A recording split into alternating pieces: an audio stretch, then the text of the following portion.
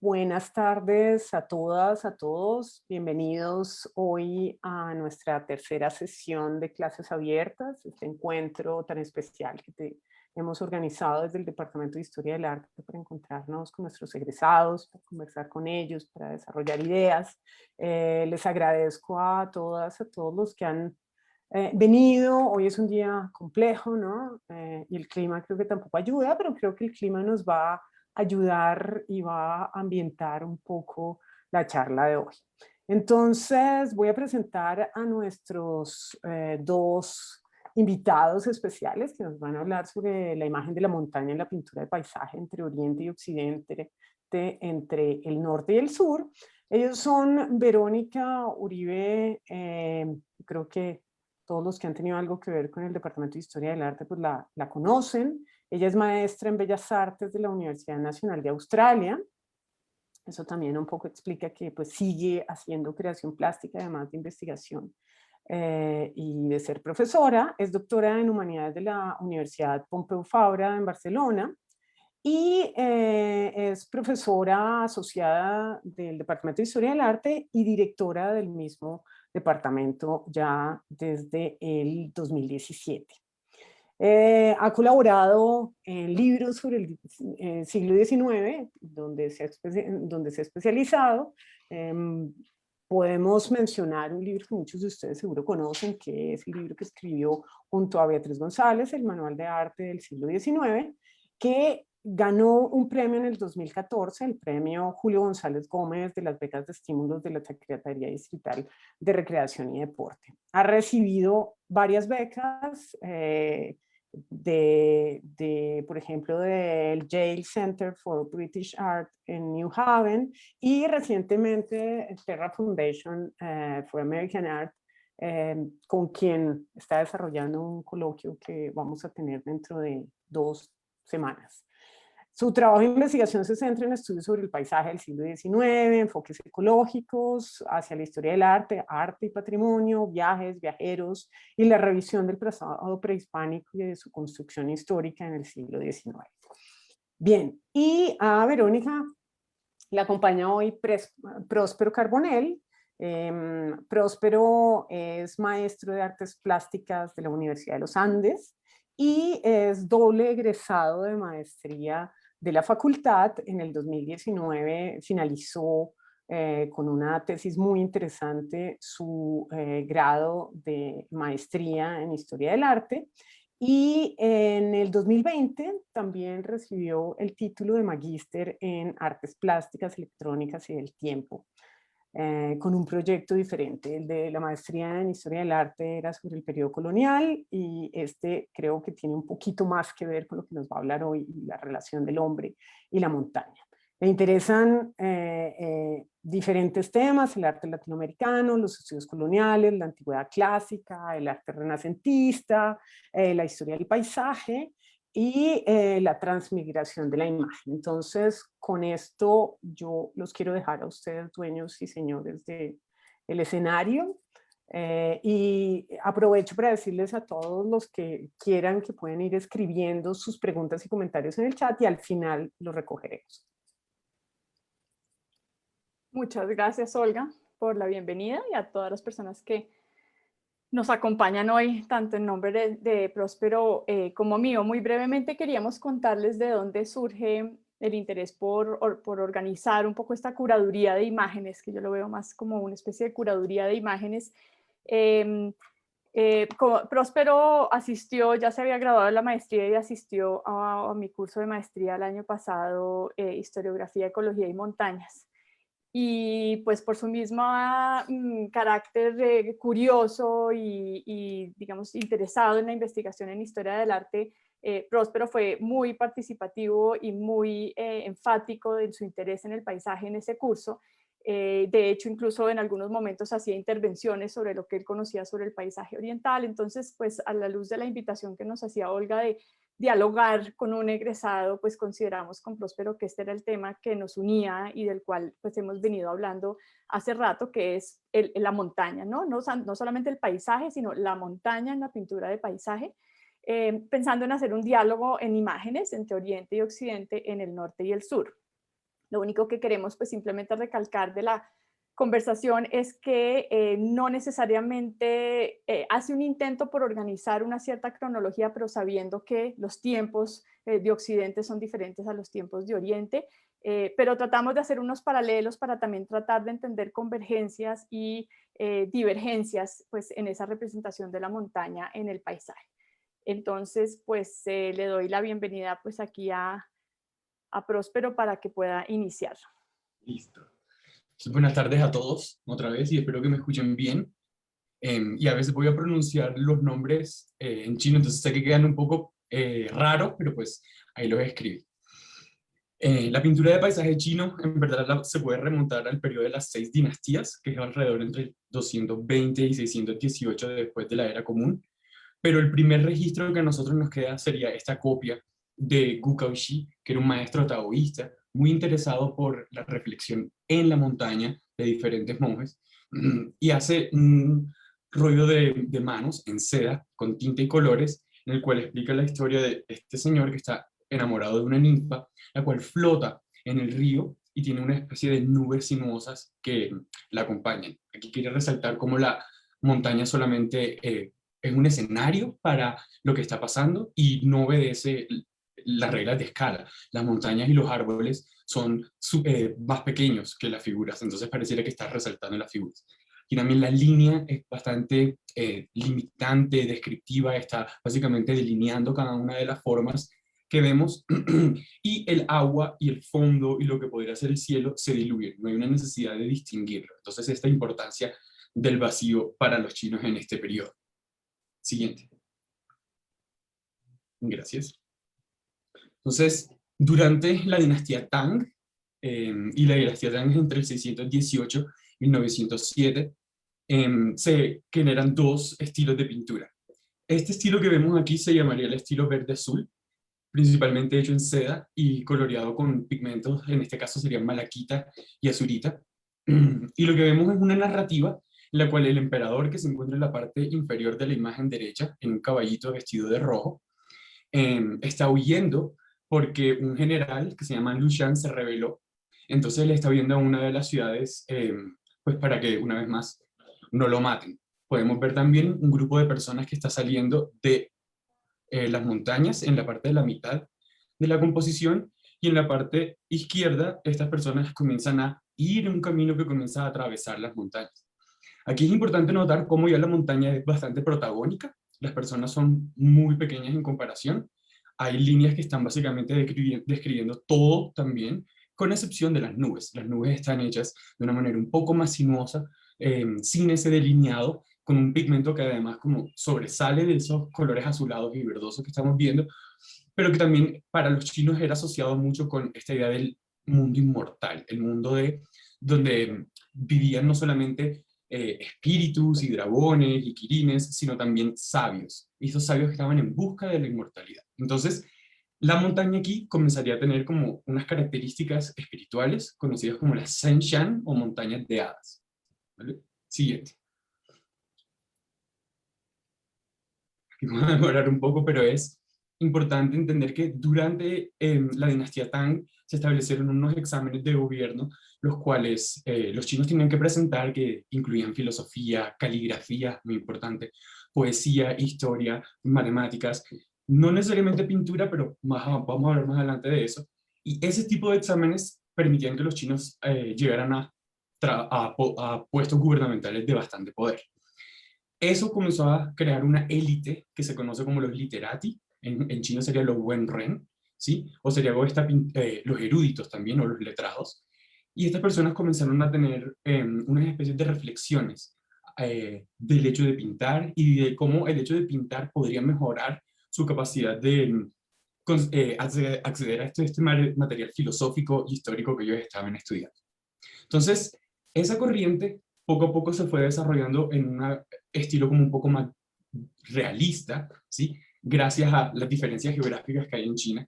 Y en la parte norte de China, que está mucho más escarpada, es bastante más fría, con las montañas que están pelando las piedras y que los árboles en verdad solamente se encuentran en la parte de la cima de las montañas, se desarrollaron muchísimo los templos budistas y taoístas. Esto fue súper importante para el desarrollo de la pintura de paisaje, porque es en este templo, por ejemplo, que les traigo aquí, que es una pintura de Li Chang, un pintor que estudió bajo el monje que fundó este templo, en el cual la montaña se comienza a asociar con las características espirituales y también mágicas de los seres que ya les había hablado, pero especialmente de Buda.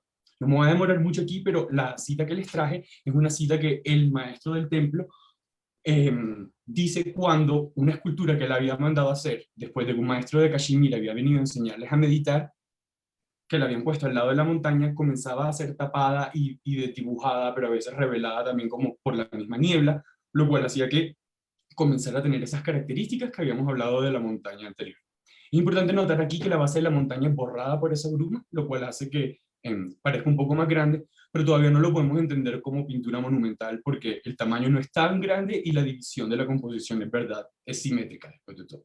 Siguiente.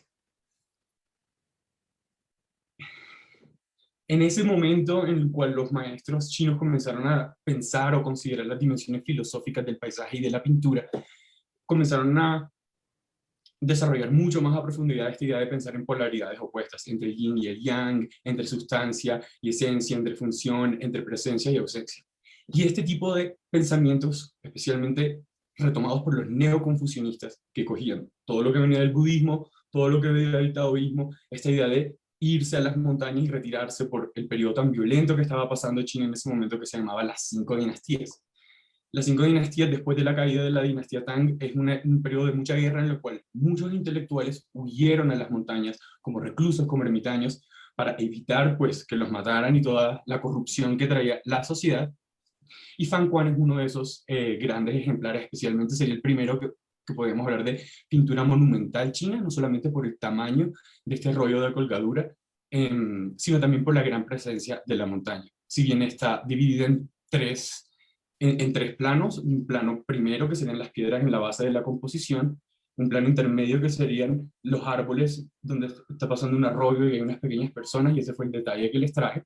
Son unos trabajadores que están con unas mulas cargando comida, y en el fondo es mucho más imponente y está esta estructura montañosa que sube. Entonces es clave entender que para los chinos, y especialmente en este momento, que sería ya la dinastía Song del Norte, o sea, la Song del Norte es la que organiza las cosas un poco después de las 5 dinastías, las montañas eran estos puntos de chi o aglomeraciones de chi, que es esta fuerza vital, pero que tiene presencia material para los chinos, y este tipo de composiciones sin algún organizamiento de ese universo que ellos entendían. Por mucho de que viajaban por las montañas, por mucho que estaban observando y copiando el natural, esto es más bien una creación de la mente de ellos, sin embargo, respondiendo a todo lo que estaban observando en el norte de China. Siguiente. Bueno, muy bien. En Occidente, o por lo menos digamos, en la tradición europea, ¿qué vamos a encontrar que sucede para poder llegar a pensar en la montaña como sujeto principal de una pintura o de una representación pictórica? La primera expresión estética, más desde el punto de vista de la literatura y de la poesía que tenemos, donde hay una reflexión sobre lo que causa la montaña, lo que causa en el pensamiento, lo que causa en el espíritu, pues del hombre, lo encontramos en el texto del poeta Francesco Petrarca, principios del siglo XIV, su famoso Ascenso al Monte Ventoso.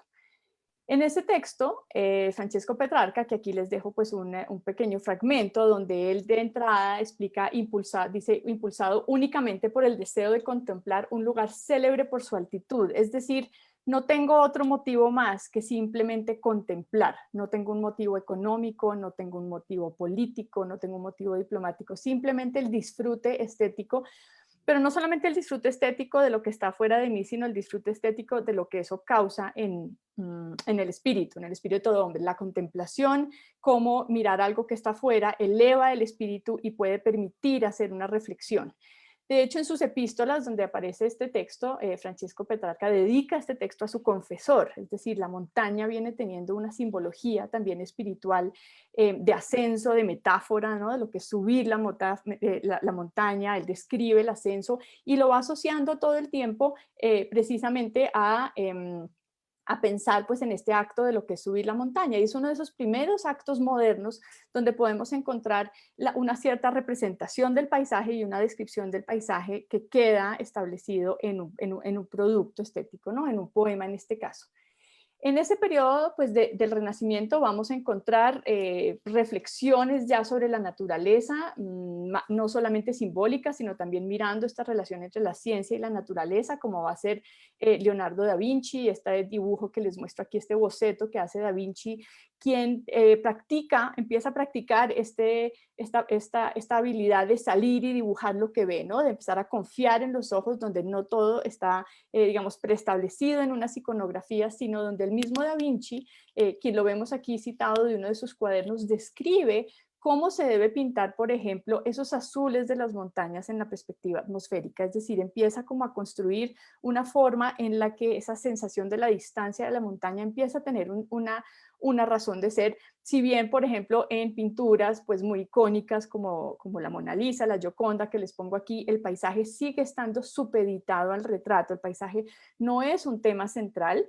De hecho, incluso dentro de la terminología que se utilizó, por ejemplo, en el castellano durante muchos años para hablar del paisaje, los paisajes eran referidos como los lejos, ¿no? Era la versión de más allá atrás del sujeto principal, de la narración, de la representación histórica, de la Virgen y el niño, de la escena que se estuviera representando el paisaje estaba en el fondo. Pero desde la aparición de artistas como Leonardo da Vinci, pues va a haber un interés y un detalle por representar la naturaleza como la estamos viendo. Y ese es el caso también del artista alemán del Renacimiento, Albrecht Alldorfer, quien prácticamente es de los primeros pintores europeos que empiezan a situar el paisaje como un tema autónomo, es decir, no está supeditado a la narración, no está supeditado a la historia que se esté contando, no es el fondo de otra historia, no es una excusa para rellenar tampoco un fondo, sino que es en sí mismo un tema. En este caso, pues en su versión de grabado, pero con grandes detalles, no es una abstracción de una idea de paisaje, sino que realmente es un paisaje del norte de Europa con todos los detalles que caracterizan este tipo de observación de artistas como Alldorfer, como Durero también, pasando un poco en los primeros viajes también de Durero a Italia, donde hace representación de las montañas en su versión acuarela, no necesariamente en obras terminadas, pero donde empieza a haber una afinación en el ojo de la observación de lo que se está viendo en la naturaleza, sin que todo el tiempo que tenga que tener esta carga simbólica. Pero el paisaje definitivamente sí se puede pensar como tema de la pintura occidental en un tema moderno, ¿no? Es un tema que viene con el pensamiento moderno, viene también con las nociones de territorio, viene con, más adelante con nacionalismos, y bueno, pues seguimos adelante para ir viendo esto cómo se va sucediendo. Listo. Entonces, antes de hablar de Wuxi, quería aclarar que la palabra paisaje para los chinos no se traduce igual, esto no sería pintura de paisaje chino, sino que ellos lo llaman Shanshuihua, que sería literalmente pintura de montañas y agua. Y era esta relación entre la montaña, con esta acumulación específica de chi, y el agua, la bruma y todos sus estados cambiantes, entendido más como en estos opuestos de yin y yang, lo que le interesaba a los chinos. Es interesante también pensar que la idea de perspectiva para los chinos, si bien en la imagen pasada que les había mostrado de Fan Quan, en la cual había una montaña central en el fondo, pero la vista era más bien ascendente y singular, en esta imagen de Wuxi lo que tenemos son diferentes vistas fusionadas. Pero antes de llegar a eso, quiero explicar un poquitico quién era él. Wuxi era un pintor de corte, y a diferencia de Fan Quan, que no estaba todo el tiempo metido en la montaña, ermitaño y negando la sociedad, este señor en su tiempo libre se iba a la montaña, tenía sus momentos de peregrinación, de observación, de pintar con tinta china, del vivo con aguadas, ¿sí? Con esta idea de los pintores literatos que le estaba contando, los Wenren, los literati. Eran pintores poetas, eran pintores educados, que no estaban completamente desgastados por el detalle, como podrían estar los pintores de profesionales, por así decirlo, o los que estaban haciendo escenas ya de la corte, lo que pasaba con el emperador y su séquito en el palacio, sino que estas personas pintaban era en su tiempo libre. Wuxi escribió sobre arte, y en esos textos que recopiló su hijo para el emperador Huizong, que fue un emperador muy importante en mecenas para las artes, dice que todas las montañas básicamente están contenidas dentro de una sola montaña, y que todas las montañas tienen 3 vistas. Entonces hay una manera específica de ver las montañas. Desde abajo de una montaña hacia la cima de una montaña más alta. Cuando estamos en una montaña y estamos viendo una montaña que está detrás, o sea, esta idea de superposición, y la distancia lejana, que sería esta idea de cuando vemos el horizonte o cuando el horizonte se disuelve y vemos esa lejanía que nos permite hablar un poco de profundidad. Muchos de los estudiosos de la pintura china dicen que tal vez como no hay un interés por la perspectiva, pero aquí pareciera que hay una manipulación deliberada de la perspectiva en la cual la montaña comienza a contorsionarse y se borran unos pedazos claves para crear estas aglomeraciones y estos como mundos propios que creaban estos maestros. Solamente quiero mencionar rápidamente que las personas aquí son unos pescadores que están probablemente recolectando comida para el templo que se encuentra cobijado bajo la parte más oscura de la composición. Ahí está el templo. Y atrás del templo está la bruma que una vez más borra la base de las montañas. Para mí también era importante aclarar que estos rollos de colgadura y estos paisajes monumentales se miraban de abajo para arriba. Era un ascenso, porque era una idea de cómo el paisaje se podía volver un foco de meditación para limpiar la mente, para despejarse y para también acceder a un trance o una especie de velocidad diferente que ellos obtenían pues, viendo estos paisajes. Siguiente. Y finalmente, pues como en esta tradición súper lineal, serían las imágenes de Xiaowei. Y Xiaowei es uno de los maestros representativos de la zona del sur. El emperador que les mencioné antes, que se llamaba Huizong, por estar tan concentrado en la caligrafía, en la poesía, en las artes, no solamente era pintor, sino también era un coleccionista ávido, pierde el imperio por los mongoles, por los nómadas del norte, y básicamente la corte Song se mueve al sur de China. Y esto es bastante importante porque, como les decía, el norte de China, escarpado, frío, era mucho más difícil de recorrer. El sur de China, abajo del río Amarillo, estaríamos hablando de paisajes mucho más suaves, con bruma que básicamente tiene todo húmedo todo el tiempo, entonces hay vegetación en todas partes, y eso generaba como unas aproximaciones al paisaje un poco más poéticas.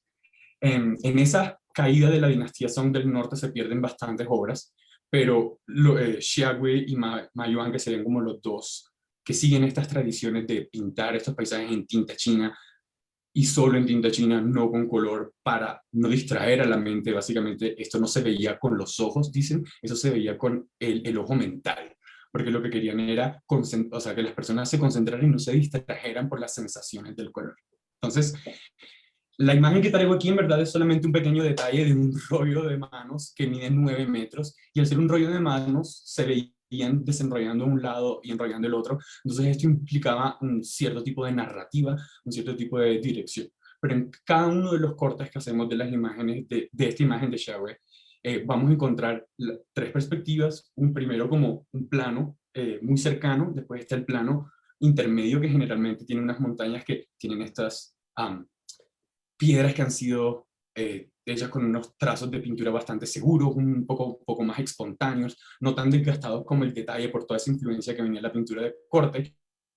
Estos serían pintores letrados, pero que ya no estaban involucrados en lo que pasaba con la corte, una vez más querían negarlo. Y siempre hay unas personas, por ejemplo, barquitos en la parte a la derecha que se están disolviendo entre la bruma y esa visión muy lejana del pico a la izquierda que se está ya casi que desapareciendo. Entonces, este tipo de imágenes tenían como un tema principal el recogimiento, la llegada tardía, la llegada a un templo o a un hostal, monjes budistas o taoístas o sabios o escolares que estaban una vez más regresando a estos lugares de aislamiento, y la montaña en este momento no era una montaña que estuviera representando montañas verdaderas, porque en el sur de China no encontrábamos estas cosas escarpadas, sino era una montaña mental, ¿sí? Es un paisaje mental, un recorrido lírico, que es como le describen bastante a esto.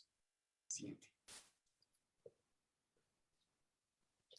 Bueno, en ese sentido, incluso dentro de las imágenes que está mostrando Próspero y las siguientes también que voy a mostrar, pues hay que pensar que la representación del paisaje y de la montaña en muchas ocasiones, no de pronto en todas, pero en muchas ocasiones está asociada al viaje, es decir, hay movilidad, como lo está explicando Próspero, hay movilidad de personas, hay movilidad de comercio, hay movilidad de ideas también, de materiales. Y el siguiente paso después del Renacimiento donde yo me quería detener es en la pintura barroca, más específicamente en el clasicismo francés de un artista como es Nicolas Poussin. En una pintura como esta, lo que vamos viendo es una intelectualización del paisaje. Esto es una pintura que está mucho más basada en fuentes literarias, ¿no? Fuentes que piensan en un pasado de una antigüedad clásica, en un pasado de una Arcadia idealizada, lo que se llama también el paisaje heroico. Poussin es un artista de la Academia Francesa, quien va a viajar a Italia, como era costumbre desde el Renacimiento. Muchísimos artistas a través de Europa viajaban a Italia para, de alguna manera, terminar de acreditar sus estudios, ¿no? Haber bebido de las fuentes de la antigüedad, haber cruzado los Alpes, haber llegado hasta Italia y haber visto los vestigios de la antigüedad clásica y también la Roma moderna, por ejemplo. Y lo que vemos en este tipo de representaciones, claro, vemos una montaña, pero la montaña no es protagónica, ¿no? La montaña es casi que un elemento más de la lista de elementos que debe tener una correcta pintura del paisaje. Este es un paisaje que no está hecho necesariamente pues, para meditar en él ni para pensar sobre el espíritu humano, tal vez sí sobre la historia de la civilización, ¿no? Vemos aquí la forma como incluso Poussin construye este paisaje de una manera correcta en el sentido de las reglas académicas. Hay también un poco como describía Próspero un primer plano donde usualmente hay un árbol que enmarca, pero en ese caso también hay unas diagonales, ¿no? La pintura va como entrando en unas diagonales y tiene como cúspide pues la montaña que hay en el fondo, si bien la montaña no necesariamente es el elemento protagónico, ¿no? Los seres humanos, la civilización, la construcción, una vida, digamos, previa también a cierta decadencia de la civilización está ahí presente. Tampoco hay una representación directa de encontrar qué montaña es. Esa montaña no está necesariamente identificada, no hay una función o un objetivo o un interés por parte del artista de que sea una montaña única, identificable, sino que hace parte mucho más de una pintura literaria, ¿no? Y una pintura muy intelectualizada, ¿no? Que está basada en una serie de ideas y en una serie de reglas y preceptos de cómo se debe representar el paisaje como parte de una escena de esa antigua Arcadia, este paisaje con edificios, ¿no? Que puede ser pues como cualquier lugar dentro de esa poética también de los textos épicos también y de distintas narraciones de ese momento de la antigüedad. Entonces vemos la montaña como un elemento, pero la montaña es lo mismo, está cumpliendo una función constructiva, ¿no? En la composición, está cumpliendo una función para la construcción perfecta y completa de unos lienzos que además son muy grandes. Si fijamos aquí en la ficha técnica de esta pintura,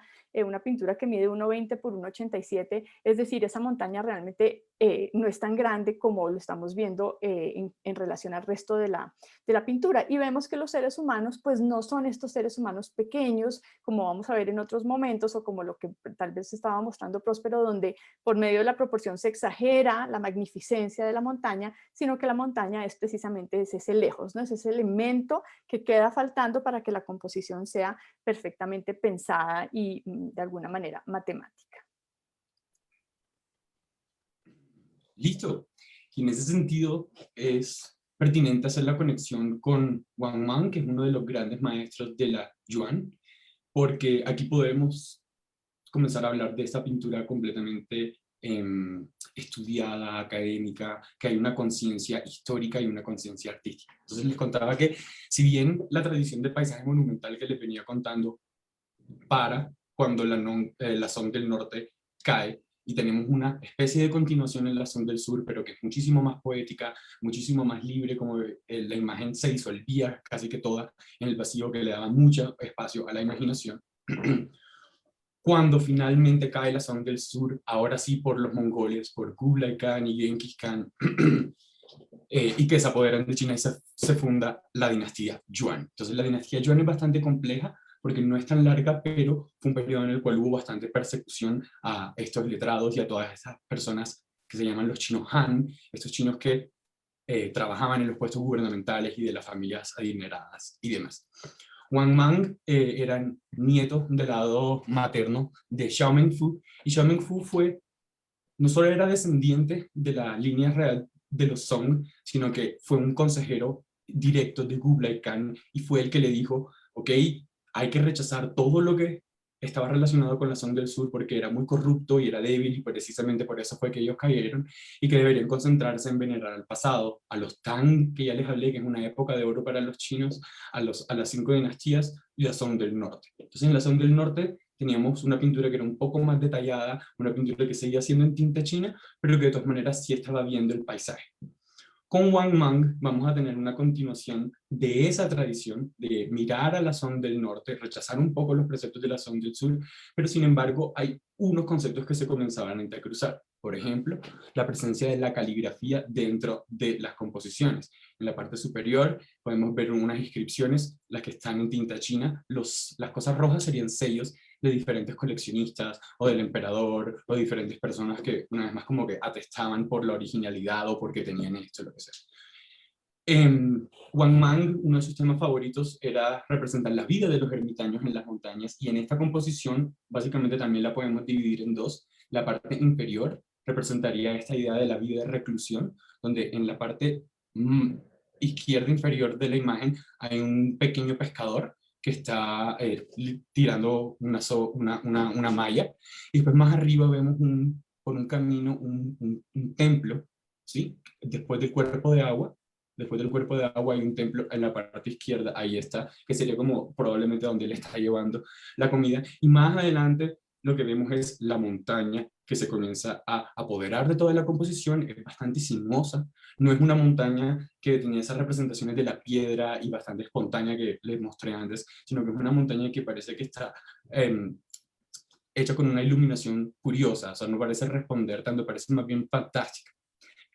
Vale la pena resaltar que durante este periodo, como estaba tanta persecución por parte de los Yuan para los literati y para todas esas personas que pertenecían a los sistemas antiguos de China, estas personas literal se iban a la reclusión. Wang Mang vivió casi que toda su vida en reclusión, y los últimos 5 años de su vida fue acusado de conspirar contra el emperador y pasó en la cárcel. Entonces esta montaña no solamente se muestra como un lugar de protección, de huida, solamente se podía acceder a ello a través de los cuerpos de agua que la colindan con estos barquitos, sino también es una montaña que ahora la verdad está expresando como esta angustia y esta paranoia de los pintores de este momento por la situación política.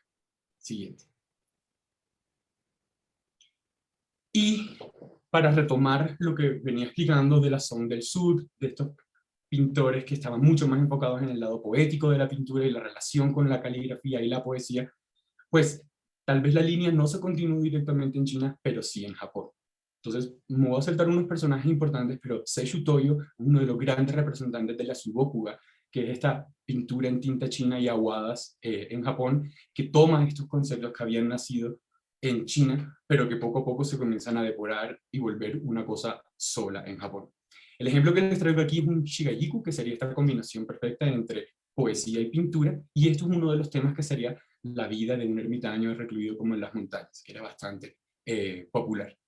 Lo que podemos ver es una montaña que está en la parte del fondo, bastante disuelta por la bruma, casi que hecha con unos trazos singulares, una vez más, muchísimo más seguro y casi que más espontáneo, casi que asemejando todo lo que los monjes Chen hacían para capturar como sus momentos de intuición con el Buda. Entonces, Seishu Toyo, y se me olvidó mencionarlo, era un monje budista, ¿sí? Él nació en una familia de samuráis, pero era un monje budista que además recibió educación en pintura, en caligrafía, en filosofía, y viajó a China. Él fue de los primeros que viajó a China y vio las obras de estos grandes maestros, como les digo, probablemente son del sur, porque son del norte había sido como casi que todo saqueado y destruido. Hace sus anotaciones en unas especies de cuadernos de viaje chinos que se llaman álbumes de hoja, que después es que se ensamblan, pero hizo anotaciones de los grandes maestros, también anotaciones del paisaje, recorrió el paisaje chino, que es muy diferente al japonés, en el sentido que por mucho que en Japón hay montaña y es un archipiélago montañoso, estas montañas nacen en la base del mar, entonces no es tan dramática la diferencia, mientras que China es un territorio mucho más extenso, y como les decía, el norte de China, que es arriba del río Yangtze, es muy diferente a el sur de China, abajo del río Amarillo. Y esta idea de recorrer este paisaje que era diferente comenzó a desarrollar esta idea del paisaje imaginado, el paisaje idealizado. Entonces, el paisaje que encontramos en Japón es el paisaje que se imaginaban los japoneses ideal, que se encontraba en China, y que era este lugar de despeje, de contemplación, de separación. Aquí también podemos ver a las personas hechas en una canoa, chiquiticos en la parte inferior izquierda de la composición. No, ese sería el hostal, las personas están ahí flotando, y el hostal, sabemos que es un hostal por la banderita que lo está anunciando. Esa banderita dice que aquí hay comida, aquí hay refugio, aquí hay descanso para estas personas que siempre estaban viajando. ¿Listo? Bueno, en esa búsqueda del paisaje idealizado, llegamos a un momento que es el siglo XVIII europeo, que tiene una especie de topos de lo que va a ser el surgimiento también del montañismo, que tiene que ver con el famoso Grand Tour. El famoso Grand Tour donde viajeros ingleses, incluso no solamente artistas, sino viajeros jóvenes en sus últimos años de escolaridad, viajan a Italia para ver ese paisaje idealizado que de alguna manera habían visto también en las representaciones como la que les mostré, donde se idealizaba ese paisaje y se idealizaba la Roma antigua, pero donde parte del rito iniciático de llegar a la Roma antigua era el cruce de los Alpes como gran topos poético, ¿no? de lograr, ¿no? Este cruce pues, a través de unas montañas, pues las montañas más altas en este momento pues en Europa. Aquí les estoy mostrando en este mapa un poco lo que era ese famoso recorrido, pasar de Londres a París, darse un golpe de cultura en París, cruzar los Alpes, pasar por Venecia, disfrutar del carnaval, Florencia, llegar a Roma, ¿no? Ilustrarse en los textos clásicos, hacer contactos comerciales también. Más adelante, después de la segunda mitad del siglo XVIII, llegar hasta Nápoles para ver los hallazgos también del volcán Vesubio. Y estas dos fotografías me gustan porque generan también esa sensación de contraste, ¿no? Es decir, este es el Scaffold Pike, que es la montaña más alta de Inglaterra. Sabemos que Inglaterra no es un territorio ni muy extenso ni de grandes altitudes, y lo que va a generar ese contraste en la poesía, la pintura, la música, la filosofía, una cantidad de expresiones estéticas y búsquedas estéticas que se van a fundamentar precisamente en la dificultad de ese gran paso de San Bernardo, paso que además históricamente pues es el gran paso del general Aníbal, ¿no? Con su ejército cartaginense para llegar a Italia. Es el gran paso también, pues más adelante va a ser el gran paso también por donde va a pasar Napoleón más adelante, pero donde precisamente tiene que ver con las vicisitudes del viaje y con el surgimiento de lo que va a ser la noción de lo sublime, la noción estética de lo sublime, donde es el paisaje que ya no es el paisaje bello, no es el paisaje de la Arcadia de Nicolás Poussin, sino es el paisaje agreste, y es el paisaje agresivo, pero al mismo tiempo que me fascina, ¿no? Es el paisaje donde aquí ya cambió el tamaño de las personas también un poco. Si estamos viendo la diferencia de esa representación de Nicolás Poussin con las pequeñas personas que habitan estos paisajes, es la fascinación con el volcán Vesubio, precisamente a raíz de los hallazgos y las excavaciones de sus estragos en las ciudades de Pompeya y Herculano y Stabiae. Es la exageración de la montaña, es entender el paisaje suizo y el paisaje italiano también de los Alpes como una distancia, además porque físicamente es una frontera física entre Italia y el resto de Europa, entonces tiene que ver también con esa fascinación del desarrollo de la cultura antigua. Son las avalanchas, son las tormentas, en los paisajes marinos que hoy no nos ocupan acá, pero en los paisajes marinos son los naufragios, son los paisajes donde el hombre alcanza a peligrar y alcanza a tener una experiencia estética sobre su supervivencia, ¿no? Son los paisajes donde la montaña no es una montaña benévola, aquí nadie alcanza a meditar, aquí no se puede meditar en esta avalancha en los Alpes que presenta el artista Philippe Jacques de Lutzelbourg, nadie se puede como sentar aquí a admirar el paisaje de los Alpes porque es un paisaje que posiblemente va a destruir o va a pasar por encima de estas personas que están acá, y es un paisaje además que entra a ser muy dinámico. Si lo comparamos con el paisaje de Poussin, es un paisaje que ya no se compone de una tradición clásica, no necesariamente el primer plano encuadra, tiene que ver mucho más con el caos y con aprender a representar cosas nuevas, cómo se representa la nieve, cómo se representa la avalancha, cómo se representa el fuego del volcán Vesubio, o cómo se representan las grandes cascadas también que se encuentran los artistas cruzando los Alpes. Ahora sí, que estaba en silencio. Entonces, a diferencia de lo que estaba hablando Verónica, sería esta introducción de lo sublime en la representación de la montaña, esta montaña peligrosa, pero que puedo ver a la distancia. En China no encontramos esa fascinación como que por el peligro, incluso en las representaciones del invierno, la montaña siempre es mostrada como este lugar que tiene estos lugares de recinto donde se puede meditar, estos lugares donde se puede cobijarse de la agresividad de la montaña, pero también como la misma montaña es este lugar que está como protegiendo a los chinos en su viaje. Regresando a China, y esto sería ya durante la dinastía Ming, Shen Shou sería uno de estos otros artistas literati que tuvo puestos gubernamentales importantes. Al principio aprendió a pintar básicamente copiando a los antiguos maestros, imitándolos muy bien, esta idea de como una línea muy controlada, incluso como que haciendo variaciones, pero eventualmente llega a este estilo bastante austero y bastante desapegado, por así decirlo.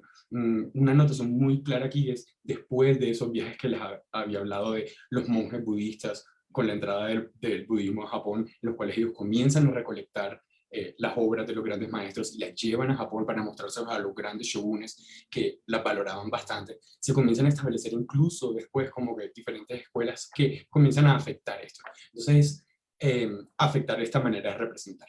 La imagen que traigo aquí, que es Poeta en una montaña, que una vez más es apenas un detallito de un pedazo un poco más grande que tiene más texto, muestra a un anciano, y a veces las personas lo confunden con samuráis, pero lo que está aquí no es una espada, sino es un bastón que está recalcando esta idea de la edad tardía, ¿no? Esta idea del cuerpo, cómo se va desgastando y cómo comienza a encorvarse y aparecerse esa misma montaña. La resiliencia para los chinos y los japoneses era una cosa bastante importante y la veían bastante en la montaña y en los pinos. Pero aquí lo que está haciendo es observando al vacío. Y sí, podríamos también decir que está observando a ese texto que está enfrente de él, que es un poema, y el poema está escrito por él mismo. Ahí les traje la traducción. Pero básicamente lo que está tratando de decir es que el poeta en este momento está libre para prestarse a este momento de contemplación del vacío, en donde la bruma una vez más disuelve las bases de las montañas y solamente podemos ver esos picos a la lejanía que han sido hechos con una tinta bastante aguada en unos trazos probablemente singulares, sin una preocupación exagerada por la minuciosidad y el detalle, sino más bien es como una interpretación bastante íntima de lo que sería el paisaje y qué es lo que hace ese paisaje dentro de uno. Siguiente. Y yo creo que es inevitable ver ese poeta de Shenzhou parado en esa piedra y no caer en esta imagen que obviamente hemos visto mucho, mucha gente ha visto mucho, mis estudiantes han visto mucho, pero que aquí empezamos a encontrar con Próspero más confluencias, ¿no? Inevitablemente más confluencias de lo que tiene que ver esa reflexión de la montaña, ¿no? Y nos acercamos al romanticismo alemán. Cuando Próspero estaba hablando del artista Xiagui, estaba hablando de cómo el paisaje había que mirarlo con ese ojo mental. Friedrich también decía que había que cerrar el ojo corporal y abrir el ojo espiritual para poder entrar en esta comunicación con el paisaje. Y el paisaje que nos estaba planteando artistas del romanticismo alemán como Friedrich, en este tipo de paisajes ya no es una montaña donde es precisamente casi que volviendo a Petrarca, donde es en ese ascenso y en esa posibilidad de mirar y esa posibilidad de observar el paisaje, donde yo también puedo observar un poco la existencia y mi lugar en esa existencia, y la relación del hombre con la naturaleza, que viene de ese romanticismo, esa nueva relación con la naturaleza, una búsqueda de una nueva espiritualidad también en la naturaleza, como lo van a hacer filósofos, por ejemplo, como Schopenhauer, y como van a ver esta búsqueda de esta nueva estética del paisaje, donde además el paisaje va a entrar a tener una función también nacionalista en ese sentido espiritual.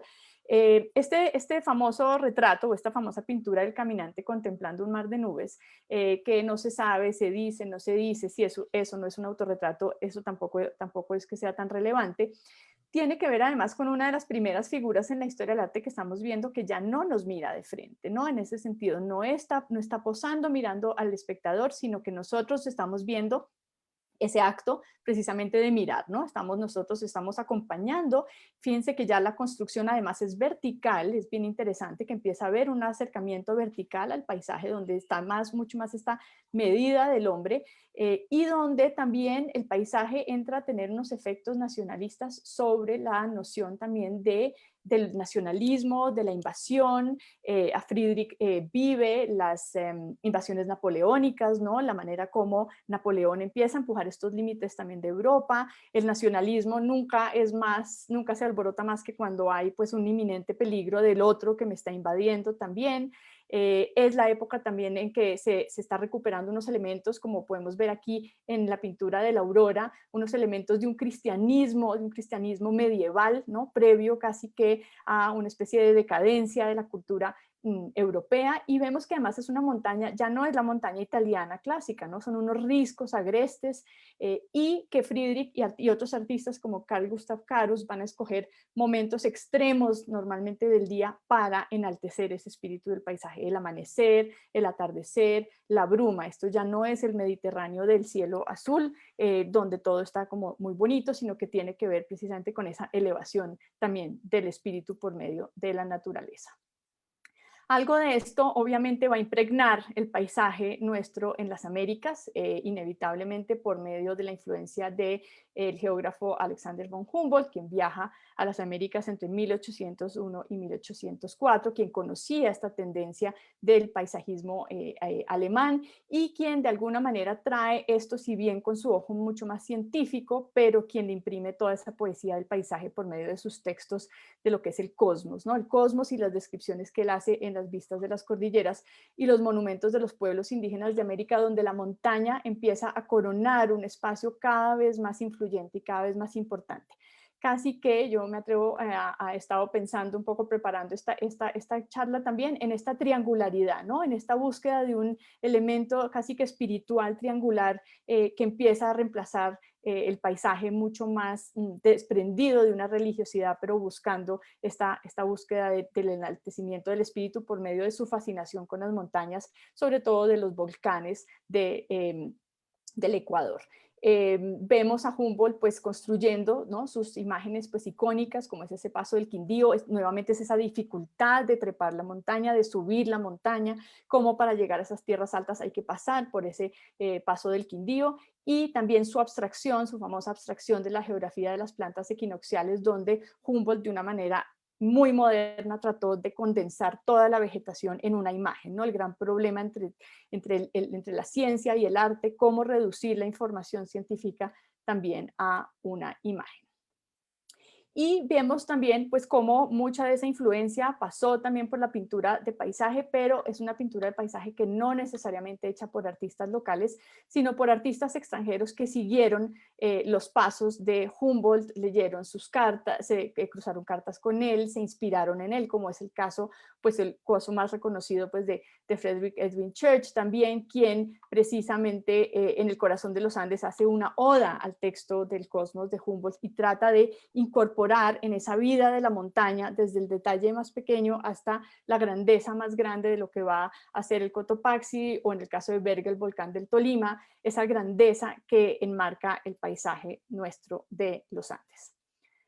Algunos artistas, no necesariamente locales, pero otros que estuvieron también aquí en ese momento, alcanzaron a impregnarse de un cierto acercamiento al paisaje de una manera diferente, más por medio también de casos como son la Comisión Coreográfica, en el caso de Carmelo Fernández y Henry Price, donde también esa observación del paisaje va a ser parte como del inventario, ¿no? de lo que hay, qué es lo que hay en el país, en la construcción de la geografía y del atlas del país, qué se puede encontrar, qué tipo de volcanes están en las provincias, qué tipo de nevados, cómo es eso de los pisos térmicos, o también este boceto sin terminar que me gusta mucho precisamente por lo no terminado y por de José Manuel Grot, este paisaje montañoso, ¿no? Si bien es una imagen que seguramente iba a acompañar una escena más costumbrista, está ya esta presencia del paisaje cada vez más identificable. O en el caso de Fidel Alfonso González Camargo, ya cruzando la frontera del siglo XX, pues empezar a entender la montaña o estas canteras o estas construcciones mucho más como unas formas y como unas masas abstractas. Entonces, comparado, o más bien siguiendo el tema de la calma contenida en el paisaje que estábamos viendo en Shenzhou, en la imagen que yo hablé anteriormente, queríamos traer estas imágenes de Hokusai, bastante reconocidas, son 36 vistas al monte Fuji. Si bien no son pinturas, Hokusai sí estudió las técnicas tradicionales, y esto primero, después se tenía que pintar en un bloque de madera y después se le quitaba el excedente para poder hacer estas impresiones. Pero entonces queríamos hablar un poco de las imágenes que tengo a la derecha, muestran lo que estaba mostrando Verónica, de esta idea de este volcán que está a la lejanía.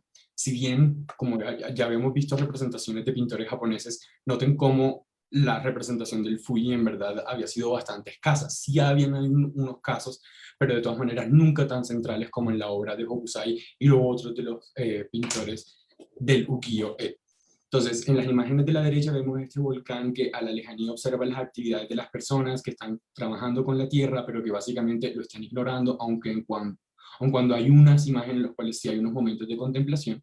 Pero la imagen a la izquierda que trajo, que es donde está el volcán casi que todo rojo, me interesó por la centralidad de la montaña. Es el tema en sí mismo, y básicamente las nubes que están estriadas en el cielo con esas líneas horizontales que se crean, lo único que están haciendo es resaltar más esa verticalidad, esa triangularidad que estaba mencionando Verónica. Sin embargo, hay que recordar que este volcán es un dragón dormido que en cualquier momento puede explotar. Entonces, toda esta serie de Hokusai nos está hablando de esta tensión entre lo eterno y lo efímero, lo humano y lo natural, lo peligroso y lo calmado. Y esas son unas cosas como importantes que voy a retomar más adelante. Sí. Listo. Bueno, inevitable también pensar en la influencia que estas láminas del Japón tuvieron hacia mediados, llegando en grandes cantidades a mediados del siglo XIX a Europa, influyendo sobre todo pues, a los artistas impresionistas, como alguna vez pues, de pronto han escuchado hablar. Y uno de los casos pues, es obviamente el artista, ya no impresionista, sino postimpresionista, que es Vincent van Gogh, donde vemos en su retrato de Pere Tanguy vemos esa colección de láminas del Japón en la parte de atrás, donde uno de los elementos que está céntrico, ¿no? Es una de esas láminas del monte Fuji, donde lo que también está logrando hacer Van Gogh es absorber esta influencia de estos colores planos, ¿no? De estas formas de construir, de este aplanamiento de la imagen que él ve en las láminas que vemos aquí, pues en la parte de arriba, que fueron obviamente influencia, y cómo ese aplanamiento y una especie de perspectiva distinta a la de el arte pues tradicionalmente académico europeo estaba ahí presente, y lo que logra además aquí Van Gogh es esa representación de la representación, ¿no? Son estas como pinturas dentro de las pinturas donde muestra además este hombre como este especie de coleccionista con este fondo en una tensión también entre Occidente y Oriente que vamos viendo que está muy presente. En su influencia o en su fascinación con las montañas, si bien Van Gogh pues no cruzó los Alpes ni estuvo necesariamente en ese tipo de conexiones, se acercó mucho más a la pintura por medio de su aspecto expresivo, como vemos acá en las montañas de Saint-Rémy, que salía y pintaba mientras estuvo en el asilo. Eso es interesante también entender que tuvo un acercamiento importante a estas montañas durante una de sus épocas más difíciles en cuanto a su salud mental, donde él mismo además plantea, ¿no? Que todo su trabajo hasta cierto punto está influido en ese sentido del arte japonés, ¿no? Esa búsqueda de unos elementos que puedan sintetizar, ¿no? Sintetizar la expresión, sintetizar lo que él estaba tratando de capturar, pero que él va a hacer por medio de una búsqueda de color mucho más, pues, digamos, enriquecida y por medio de una gestualidad que no necesariamente están en esas láminas. Otro ejemplo que es fascinante es el caso de Claude Monet en una serie que es muy poco conocida de Monet. Monet en el invierno de 1895 viaja a Noruega, su hijastro, hijo de su esposa, vivía en Noruega, y Monet lo va a visitar a la ciudad de Cristiania, que es hoy en día Oslo, y también va a otra población que se llama Sandvika, donde se va a fascinar con el monte Kolsas. Y precisamente por esta influencia de los grabados japoneses y de esta noción como de la montaña, como esta forma, vamos a ver en esta serie de Monet cómo Monet hace más de 29 versiones distintas de esta misma montaña. Se cansa un poco del invierno, ¿no? Si bien obviamente en Francia había nieve y había invierno, pues la cantidad de nieve y el invierno tan brutal de Noruega, pero para Monet va a ser el reto de cómo se pinta la nieve. La nieve no es blanca, la nieve es amarilla, café, azul, morada, verde, depende de la hora del día, depende del momento del invierno, depende de la bruma, depende de si es en la tarde, depende de si es el inicio del invierno o el final del invierno. Y hace incluso bocetos, como les muestro aquí. Salía, Monet no esquiaba, entonces hay toda una anécdota, pues, que él no podía acceder a muchos de los parajes que quería pintar porque no esquiaba, pero entonces contrataba un trineo con caballos que lo trasladara por este monte Colsas y por las cercanías de las montañas para representar de tantas maneras tan distintas las millones de posibilidades que tenía esta montaña, ¿no? Entonces vamos viendo un poco en el recorrido que la narración alrededor de la montaña que veíamos, por ejemplo, con Poussin, casi que va volviendo a la esencia de lo que es la experiencia de la montaña como este ser y como este ente que veíamos desde Petrarca, ¿no? La montaña finalmente es protagonista y finalmente es protagónica. Y es imposible pasar pues por el arte moderno, por Paul Cézanne y su enloquecimiento con el monte San Victoria, ¿no? Con el monte San Victoria, que él también representa en múltiples ocasiones, hace más de 87 versiones durante 30 años. Es un formato, es una especie de modelo fijo, ¿no? La montaña ya no necesariamente es una búsqueda espiritual, pero es una búsqueda formal. Va a ser el ejercicio por medio del cual Cézanne va a ir deconstruyendo su pintura, como lo pueden ir viendo aquí, casi que desde estas primeras representaciones hasta las más últimas, donde Cézanne, como lo vemos acá en esta pintura que le hace su amigo pintor Maurice Denis, se fascina con este monte, y el monte es un modelo fijo, el monte no cambia. La vida geológica de una montaña no la alcanzamos a ver nosotros cambiar en una vida entera. Entonces va a ser esta figura fija por medio de la cual él puede llegar a reducir esa montaña a esa pequeña expresión. Y hablando entonces de las obsesiones de los diferentes artistas con lugares o montañas en específicas y la influencia japonesa, entonces es inevitable pensar en Gonzalo Ariza. Rápidamente, para los que no lo conocen, Gonzalo Ariza es un gran acuarelista, grabador y fue un gran acuarelista, grabador y fotógrafo y pintor de paisajes bogotano. En 1931 él ingresó a la Escuela de Bellas Artes de Bogotá. Para mí es importante mencionar eso para recalcar toda la tradición que Verónica les viene mostrando de la pintura de Occidente, la pintura al óleo y la aproximación específica a el paisaje y a la montaña. En 1936 se gana una beca y viaja a Japón, entre los lugares, y ingresa a la Tokyo Koto Koei-Gakko a estudiar grabado, serigrafía, y también entra a otra escuela a estudiar un poco de acuarela. Regresa, hace unas exposiciones y comienza a tener como un poco más de reconocimiento, y después vuelve a viajar a Japón en 1955, se queda allá durante 3 años y probablemente aquí recorre muchísimo más el territorio y los museos y tiene acceso a muchísimas más obras, especialmente todos los que les vengo contando, no solo de Seishu Toyo, sino las obras que probablemente fueron importadas de la Song del Sur por los diferentes shogunatos a Japón. Cuando Ariza regresa a Colombia y comienza a mostrar sus paisajes, y una vez más, él trabajó un poco con grabado, él trabajó un poco con silografía, pero lo dejó. Básicamente, él se comprometió a la pintura al óleo, a la acuarela, al carboncillo. Tiene muchísimas obras en las cuales Monserrate es central. La obra que traigo a la izquierda está en el Museo Nacional y es una obra sin título, pero que con todo lo que les vengo contando creo que tiene bastante sentido. Hablar de esta idea de cómo la bruma comienza a borrar pedazos de la montaña y comienza a crear estos ritmos entre presencia, ausencia, entre estas aglomeraciones de chi, y como les contaba también el li, que sería el orden sagrado de las cosas, que un árbol no sea más grande que una montaña no sea más pequeña que una persona. Ese tipo de herramientas, creo que al estudiar la pintura de paisaje china, como me permitieron ver esta pintura de Ariza de una manera diferente. Y la pintura que traigo a la derecha, que es la de Monserrate, como les digo, una de las muchas aproximaciones que él tiene a la montaña, me parece que la podemos ver ya bajo los ojos desde el recorrido que les estaba contando de la Song del Sur. Si empezamos en la parte inferior derecha, donde está mucho más saturado, la montaña próxima nos permite tener esas vistas que le estaba mostrando el Guoxi, parado sobre una montaña, mirando otra, donde hay una montaña además a la lejanía. Comenzamos a hacer un recorrido ascendente en el cual se ven no solamente los caminos de los peregrinajes hacia Monserrate, sino también las diferentes opciones, porque a la hora de la verdad, Ariza es un pintor moderno, ¿no? Entonces vemos el teleférico y vemos el funicular, pues la entrada del funicular y los teleféricos flotando.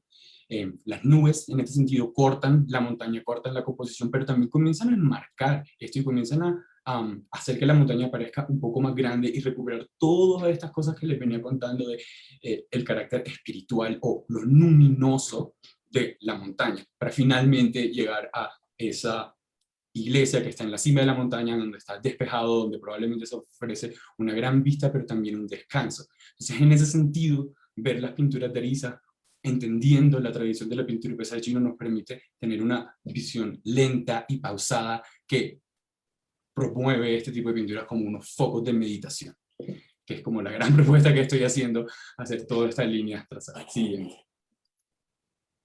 Bueno, yo sé que ya estamos muy sobre el tiempo, simplemente un par de ejemplos también de lo que va a ser el arte moderno. No quería pasarlo necesariamente rápido, pero ya estábamos aquí como muy encarretados con estas montañas. Un ejemplo que me llamó mucho la atención, que encontré recientemente, van a ser estas dunas de Mondrian. Mondrian, a quien conocemos por sus estructuras muy rigurosas y muy geométricas más adelante, pero quien aquí, además, ya no estamos hablando de la montaña epítome, ¿no? Esta no es el gran cerro, no es mucho más el juego de la forma, ¿no? La posibilidad de explorar por algunas de exploraciones que había hecho Mondrian, pasado por el puntillismo, por el movimiento Fauve también, estas dunas sinuosas y esta especie como de paz, ¿no? No hay nada en el paisaje, no hay nada sino la duna, no hay nada sino la forma, no hay nada sino el color, y que Mondrian va a explorar, y los invito pues a que busquen porque hay varias de esta serie de las dunas.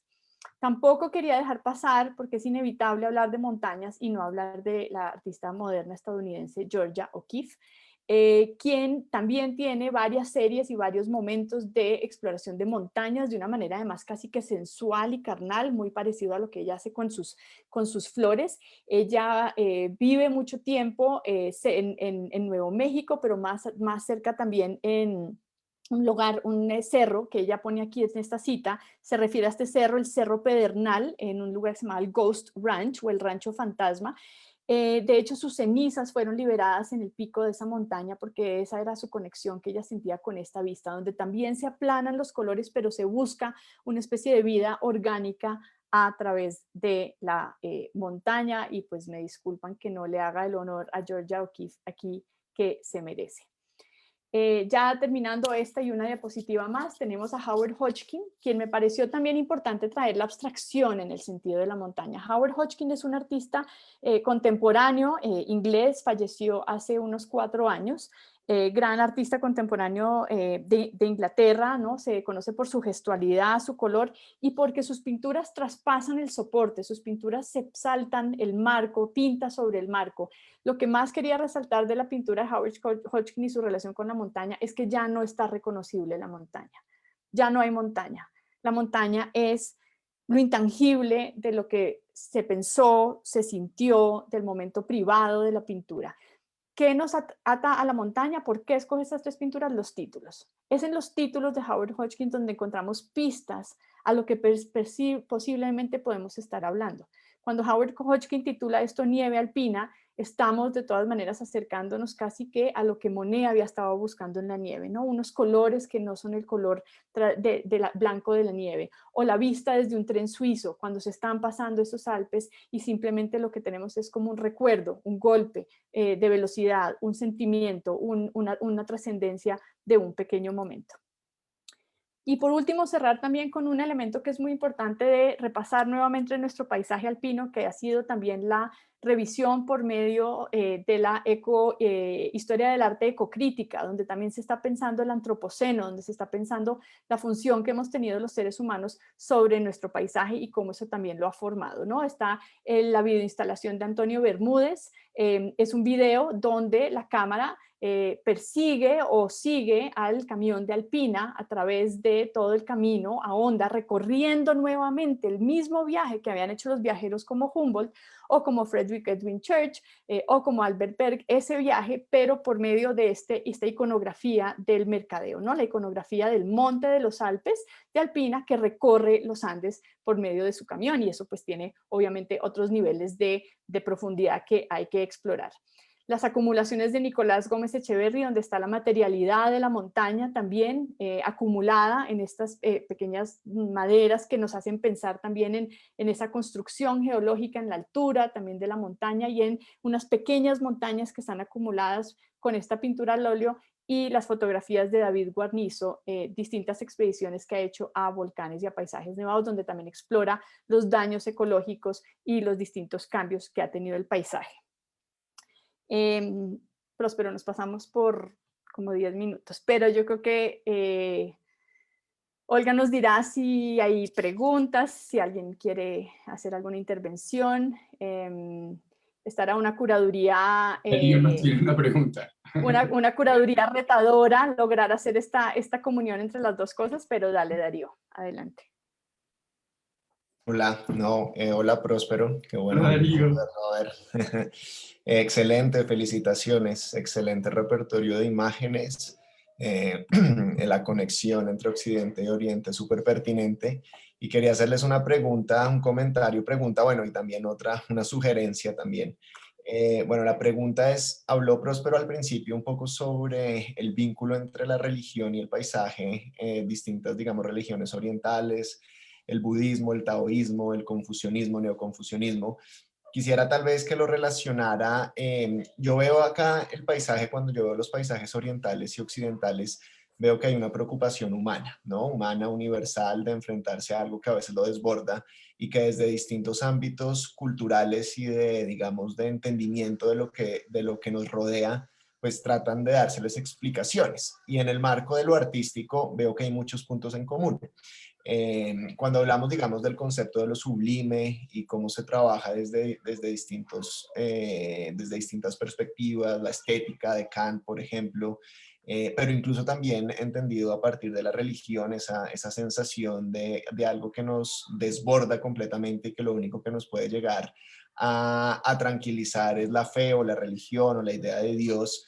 Kant lo va a pasar a la razón, pero en todo caso hay como una sensación de angustia. Quería, no sé, ver si se puede relacionar un poco más el tema de la religión con el paisaje en términos más universales, digamos, de esa sensación humana. Y otra cosa, con lo último de esta idea de la ecología y ver, digamos, la representación de los paisajes y las montañas, también hay algo interesantísimo y que les sugiero, bueno, Verónica obviamente va a estar ahí, pero a Próspero invitarlo por ahí en un mes que van a hacer las presentaciones de las monografías, porque una estudiante, Daniela Cifuentes, está haciendo un trabajo muy, muy lindo, muy pertinente y sugerente también, que relaciona el cuerpo de la mujer con el paisaje, específicamente a partir de la obra de Obregón, de la violencia y de las montañas. Y tiene un marco teórico interesantísimo que yo no conocía y empecé pues a explorar, y que tiene que ver con el ecofeminismo y entender el paisaje como el cuerpo de la mujer, como lugares de, digamos, de sometimiento masculina, de apropiación, y la relación que se hace ahí entre violentar el paisaje y violentar el cuerpo femenino, pues me parece muy pertinente también como para traerlo a colación. Pero nada, solo felicitaciones, muy, muy sugerente en verdad toda esta curaduría virtual que nos hicieron, pero muy, muy bien pensada, en verdad. Siempre se quedan cosas por fuera, ¿no? Ese siempre es el gran reto. Próspero, no sé si quieres Sí, responder. pues, o sea, solamente es un tema grandísimo y es mucha la influencia que en verdad estas religiones y filosofías tienen en la historia del paisaje en China. Pero básicamente lo que quería dejar claro es, el confucianismo tiene estas ideas del autocultivo y cómo el orden apropiado de las cosas sirve para no solamente encontrar la verdad, sino que las cosas salgan bien. Esto siguiendo una idea más antigua que se llama el mandato divino, que los chinos hablaban.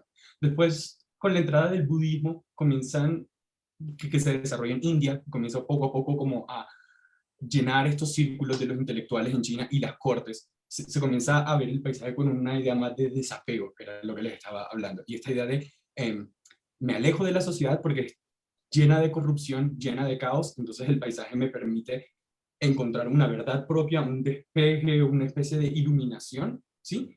Aparte de eso. Y el taoísmo, que también sigue desarrollando más o menos al mismo tiempo que el budismo, lo que decía era básicamente esta idea de fluir con la naturaleza, esta idea de gran unión con todas las materialidades. Estas tres ideas comienzan a jugar la una con la otra, y cuando yo les mostré el paisaje monumental, son los neoconfucianistas que toman unos elementos de estas filosofías y estas religiones para tener esta aproximación al paisaje. Lo que pasa es que la historia de China es tan compleja que cuando los yuanes sí tumban a los Song, y después como vienen los Ming, que en verdad no eran, y los Qing, que no son ni siquiera chinos, sino manchurios, hay demasiado conflicto, como les digo, y como persecución, entonces se comienzan a dibujar cosas de la influencia.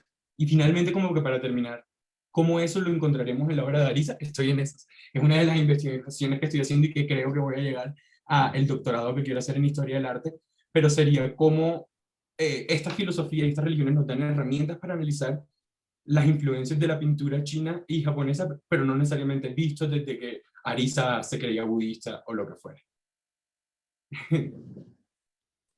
Teníamos una... Aquí hay un comentario de Facebook. Okay. Que nos copia Luis Antonio, es Gabriel Suárez, se los voy a leer. Existe un proverbio chino que predica: una hoja ante los ojos impide ver la montaña, es decir, no ver lo importante por tener la vista obstruida por lo trivial. Entonces, le preguntaría a Próspero cómo su obra personal se ha enriquecido al ver la montaña a través de las antípodas de su significado.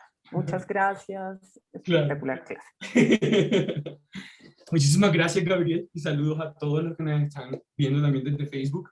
Entonces, obviamente se saldría aquí en el tiempo, pero sí, claramente cuando estaba estudiando todas estas cosas desde la teoría, leyendo los libros, leyendo los artículos, me comencé a inspirar, y vivir enfrente de la montaña fue el tipo de cosas que elicitaron hacer obra al respecto, y eso fue el tema de mi maestría en artes plásticas. Pero como sé que estamos súper cortos de tiempo, solamente quería aprovechar este pedacito para promocionar un poquitico un curso que voy a estar ofreciendo probablemente el próximo semestre o el que viene, que se va a llamar Montañas, Ríos y Nubes sin Fin, donde voy a estar profundizando en esto muchísimo más, hablando de otros artistas para mostrar más claramente las conexiones, y al final también me gustaría terminar con esta idea de Arisa, incluso pues obviamente obra de artistas contemporáneos como yo, que hemos sido inspirados en esto. Entonces, regreso a ti después más adelante, Gabriel, pero aprovechar para promocionar eso. Yo iba a decir una cosa, bueno, Darío también se nos tuvo que ir, pero obviamente un poco lo que decía también es que hay muchas otras maneras de mirar este tema de la montaña, ¿no? Que también se quedan por fuera. Yo aquí no me voy a atrever. Hay muchos expertos, empezando por mi colega Olga en arte colonial, pero por ejemplo, unas de las imágenes que se quedan por fuera son estas vírgenes, ¿no? Estas vírgenes, montaña, ¿no? Como hay también ese otro acercamiento. Y que donde pues esa relación con el paisaje ha ido cambiando y se ha ido amalgamando con distintos momentos. Por ejemplo, en el caso de cuando uno ve las pinturas de Frederick Eden Church, y cuando uno ve que él venía de la escuela del río Hudson, y uno devuelve eso incluso a la influencia romántica alemana, hay, por ejemplo, una relación con lo espiritual y con la religión, que es ya un tema de moral, ¿no? El paisaje es mejorable, el paisaje es una naturaleza que es mejorable, que se puede pulir, ¿no? Que se puede sacar de sí lo mejor, y esa es toda también la metáfora que tiene que ver con el espíritu humano. Lo que pasa es que en Occidente en general la montaña no ha sido tampoco siempre un símbolo de facilidad, ¿no? Nosotros usamos el tema de la montaña. Por favor, miren el pico en el que estamos en este momento en nuestra pandemia, ¿no? O sea, ¿qué significa pasar una montaña? Hay que subirla, y es luego que hay un descenso, y es donde la relación cambia también en ese sentido. Es decir, la montaña ha sido metáfora de dificultad, de logro y de premio también, ¿no? El alpinismo y de dominar, ¿no? Del hombre dominar la naturaleza, del espíritu del hombre dominar la naturaleza. Yo creo que debemos liberar a nuestro público, Olga. Sí, sí. Pues aquí suelo recomendarles, Mariana copió justamente el enlace de educación continuada para aquellos que estén interesados en seguir con este tema. Y bueno, muchas gracias. Nos elevaron el espíritu. Hoy un día difícil, y ya que estamos, lo dicho, en este pico. Y yo aprovecho para invitarlos mañana, que creo que se conecta muy bien. No, tal vez no lo pensamos inicialmente. Y es la charla que van a dar Laura Hurtado y Alexander Herrera, también yo creo en una relación directa con el paisaje desde lo prehispánico, ¿no? Yo creo que esa relación con la montaña, con la naturaleza, en otro entorno y en otro contexto. Entonces los esperamos mañana nuevamente a las 4 de la tarde. Les agradecemos por venir, por acompañarnos y todavía pues nos quedan 2 días de esta semana tan especial que le hemos dedicado a nuestros egresados y pues a nosotros, ¿no? Ese regalo que nos hemos dado. Sí. Gracias, Verónica y Próspero. Un gusto. Olga y Próspero, un placer compartir esta plataforma. Muchas gracias. Bueno, hasta luego. cuídense. Chao, Gracias. chao, chao.